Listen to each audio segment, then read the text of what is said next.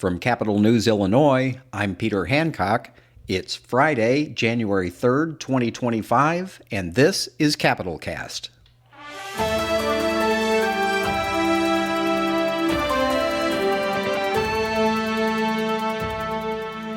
Hello and welcome back to Capital Cast, our first podcast of the new year.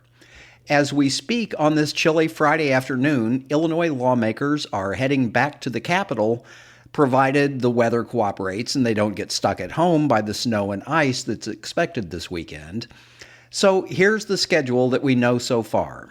Saturday, January 4th, marks the start of a 4-day lame duck session, the last chance to pass any remaining bills out of the 103rd General Assembly.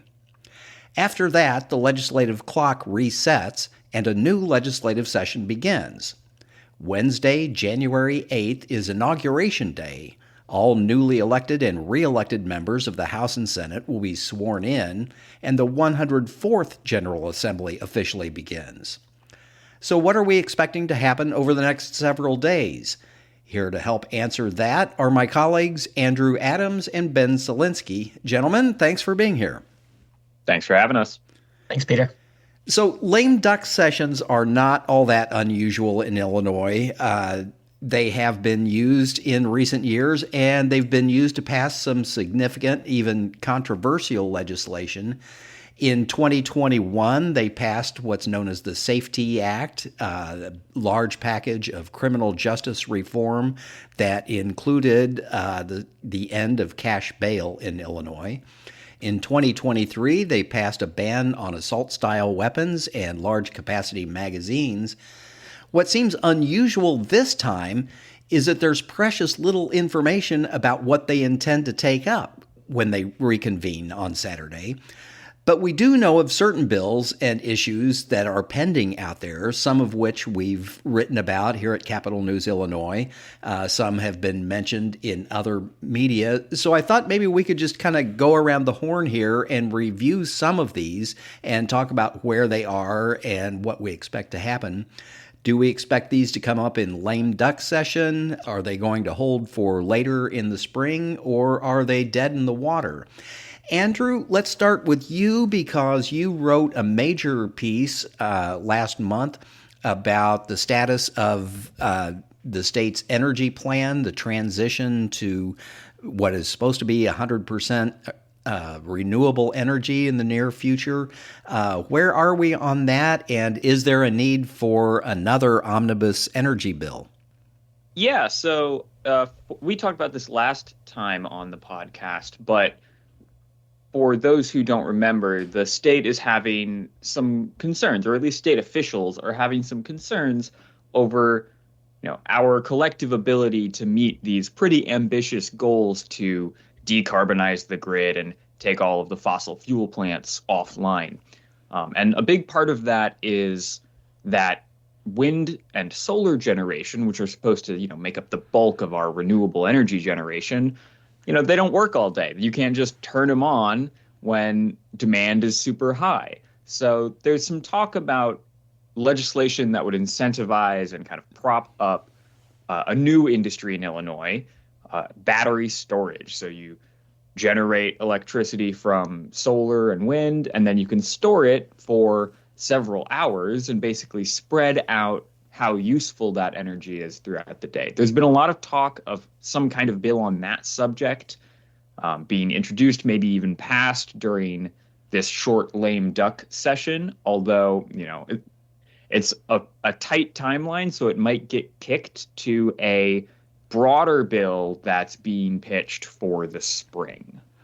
So it might be one of those things where they just start a conversation during the short lame duck session, but then move it further down into the regular session?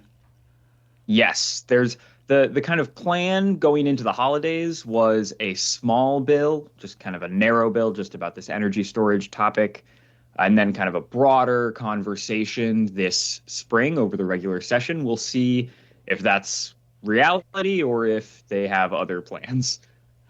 Okay, and Ben, I want to ask you about an issue. It's kind of a perennial issue here in Illinois. the status of the state's pension funds.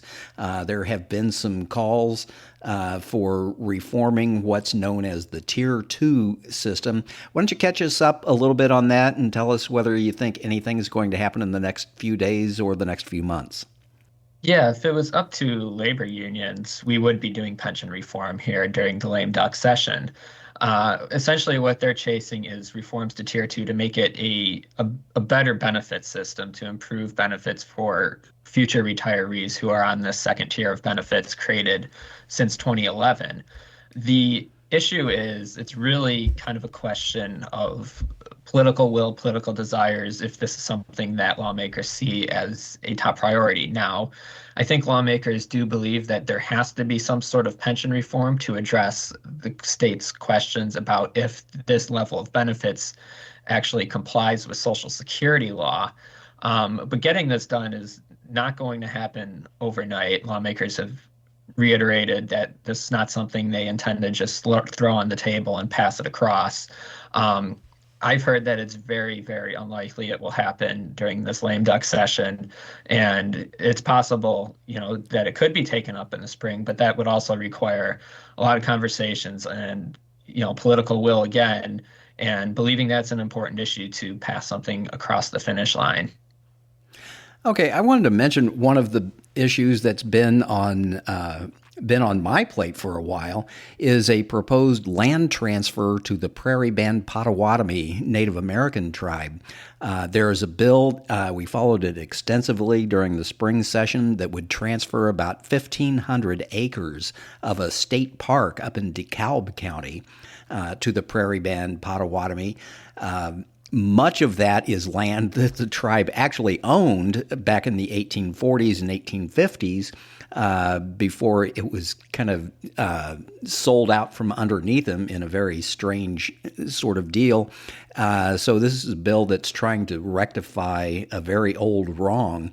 It got all the way through the Senate last year, was sent back over to the House, and they just sort of ran out of time at the end of the session on the final day. That bill is still out there, I am told by Representative Will Guzzardi of Chicago, who is the lead House sponsor of the bill right now, that he hopes to get that through in the lame duck session. And this is kind of interesting because the federal government will have to get involved at some point. They would need to take this land into trust at the Department of Interior. And we're coming up on a change of administration. So we don't know whether or not that is going to create a sense of urgency. Do they want to try and get this through quickly at the tail end of the Biden administration, or could it possibly survive into the Trump administration? So that's going to be an interesting one to watch. Another one, there have been a lot of committee hearings on this, Andrew, about the status of transit agencies in the greater Chicago area where you are, the Chicago Transit Authority, Metra, and various systems up there. What's going on, and how likely are we to see anything in the next few days on that? Yeah, so for those who don't know, the transit agencies in Chicagoland, so basically Chicago and its suburbs, over the past year and a half, 2 years, have started really, raising alarms because they are staring down a kind of post-pandemic budget hole.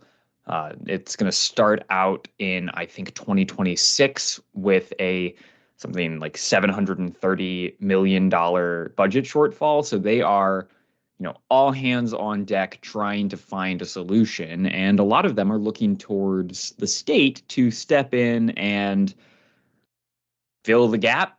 But a lot of folks in state government and in the legislature say, all right, if you want state assistance, there are some reforms that will need to go along with that level of support. There's been a lot of talk about, services not being up to par or not being what they should be. So the kind of big proposal right now is consolidating all of these various agencies into one big agency. or readjusting which agencies have authority over which elements of, operating these transit systems. And this has been huge. Like you said, we did, half a dozen hearings all around the state about transit this year. And it's been a big topic of conversation. But let's see, over the fall, House Speaker Chris Welch was asked directly whether a bill about this would come up in lame duck, and immediately and without hesitation, he said, no, this is an end of May issue. So we're not going to see any kind of language about this until at least the end of the spring. And this is an issue that I think it's real easy for people in downstate Illinois, in Springfield and Decatur and Champaign to think, that's a Chicago issue. Why do I care? Why should people in downstate Illinois care about the transit systems in the Chicago area?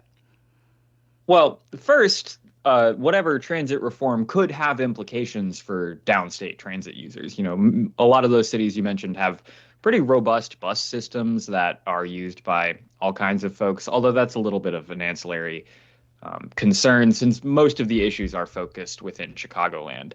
But even then, if the Chicagoland transit systems come to the state asking for most of $1 billion every year of operating funds, that's a big number to add on top of an already stressed state budget. So as state lawmakers look to raise taxes or cut spending, kind of the knock-on effects of stepping in to, intervene on Chicagoland transit could result in effects on other state services. Okay, another interesting issue that I think could come up either in lame duck session or it might drag over into the regular session has to do with the emerging hemp industry in Illinois and the United States. Hemp had been illegal for most of the 20th century into the 21st century. It was finally legalized in the 2018 Farm Bill, as well as in state legislation passed that same year. And it has been slowly getting off the ground. It's kind of a new crop in Illinois, a new industry that's emerging. And one of the things that has happened since the legalization of hemp, everybody thought it was just going to be used to produce medicinal oils or to produce industrial products like textiles and construction material.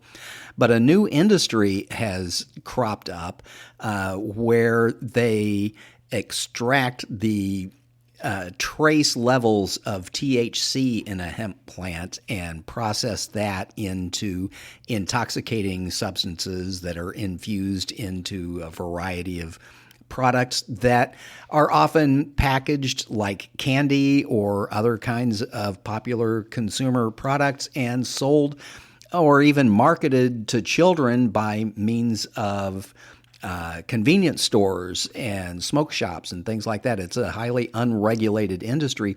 Governor Pritzker kind of surprised some people in December when he came out in support of a bill that would impose strict new legal controls on hemp-derived products. So that's lingering out there, and it'll be kind of interesting to see what happens with it. Ben, wanted to get back to you for one additional thing. There is a bill out there that would kind of make major changes in the foster care system. It's called the Kin First Bill that would sort of incentivize or prioritize placing foster children with members of their family. Can you tell us what's going on with that? Yeah, this is a bill that it looks like we know is probably going to be a lame duck session issue. It passed unanimously through the Senate back in November, and it just needs final passage in the House to get along to the governor's desk. As you mentioned, this bill's pretty important to a lot of advocates, and lawmakers seem like they agree as well. And it really is designed to prioritize placing children in DCFS care with their relatives. So if their immediate parents are For whatever reason, they've been removed from their immediate parents. This bill is really designed to make sure that DCFS is first looking at immediate relatives, aunts, uncles, grandparents, to kind of maintain that family structure and family stability for these kids, rather than potentially having kids placed off with some stranger while there's this ongoing investigation. So this is one of those issues that we do think is going to move forward here in the next week. Okay, and we should probably thank our partners at the fellowship program at the Medill School of Journalism at Northwestern University, which originally wrote about that bill. They also wrote about a bill that would make it easier for people to change their names in Illinois. Can you tell us a little bit about what's going on there? Yeah, so just to be clear about where this is awaiting action in the Senate. So it's already passed in the House. And definitely could be taken up in the next few days. What this bill would do is basically make it easier to change your name in Illinois. There's currently a requirement that you publish the intention to change your name in a newspaper, kind of, one of these public notices that originated in a different era where people read the public notices section of a newspaper. But that's very different these days. It would also shorten the residency requirements, so just kind of make the process a little easier. Now, this would make life easier for trans people who might be changing their name as they go about living in a different gender. But it seems like folks are kind of downplaying that angle after that issue became kind of a sensitive, hot topic during the most recent election. So folks are instead focusing on, other people who might be changing their name, domestic abuse victims, or even just people who want to change their name for personal reasons. So it'll be interesting to see how the conversation around this bill moves forward in the coming days. Okay, there's another issue that's floating around out there. It hasn't gotten a whole lot of attention. It's gotten maybe a little bit of media attention, but I don't know that it has a whole lot of legs in the legislature. It would have to do with legalizing the use of psychedelics, in particular psilocybin mushrooms or magic mushrooms, as psychiatric or behavioral therapy in Illinois. Is that bill going anywhere? Do we think anything's going to happen with that?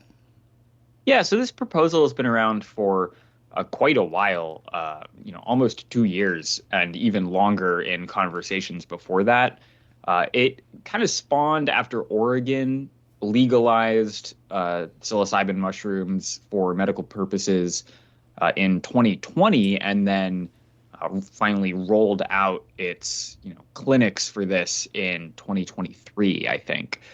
And, it's gone back and forth. There are definitely proponents in the legislature who are fighting really hard to get this moving. But I was at a legislative subject matter hearing about this a few weeks ago, and it definitely seemed like that they are not there on having this in lame duck. It's more of a conversation about maybe getting something done to make this kind of treatment available in the spring or even in future legislative sessions.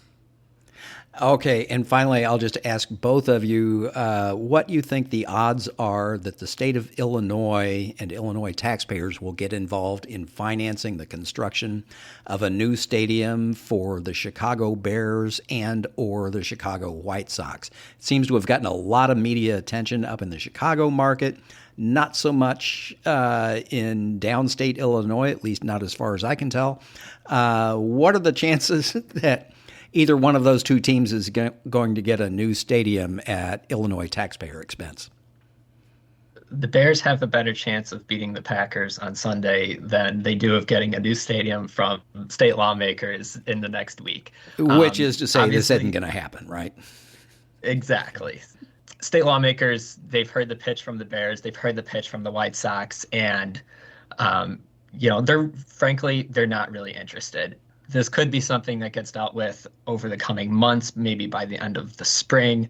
But really what's going to need to happen is both of those teams are going to need to come back to Springfield with more realistic pitches that are not as focused on public funding. There's next to no appetite from the governor or almost any state lawmakers to put public money behind these teams. So despite, this being a major headline grabbing issue, there is really virtually no conversations moving forward on it at this point in Springfield.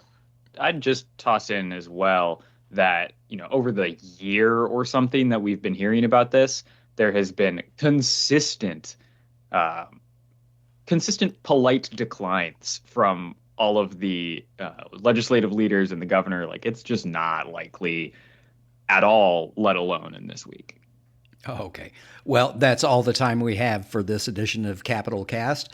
Capital Cast is a production of Capital News Illinois, a public affairs reporting project of the Illinois Press Foundation, with significant funding from the Robert R. McCormick Foundation. Until next time, this is Peter Hancock on behalf of the entire Capital News Illinois team saying thank you for listening.